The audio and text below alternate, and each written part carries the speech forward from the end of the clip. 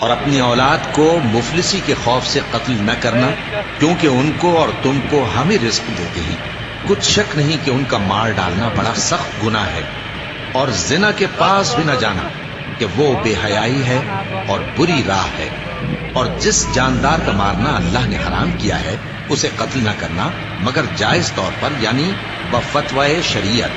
اور جو شخص ظلم سے قتل کیا جائے، ہم نے اس کے وارث کو اختیار دیا ہے کہ ظالم قاتل سے بدلہ لے، تو اس کو چاہیے کہ قتل کے قصاص میں زیادتی نہ کرے کہ وہ منصور و فتیار ہے۔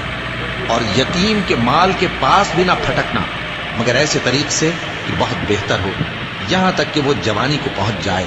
اور عہد کو پورا کرو کہ عہد کے بارے میں ضرور پرسش ہوگی۔ اور جب کوئی چیز ناپ کر دینے لگو تو پیمانہ پورا بھرا کرو، اور جب تول کر دو تو ترازو سیدھی رکھ کر تولا کرو۔ یہ بہت اچھی بات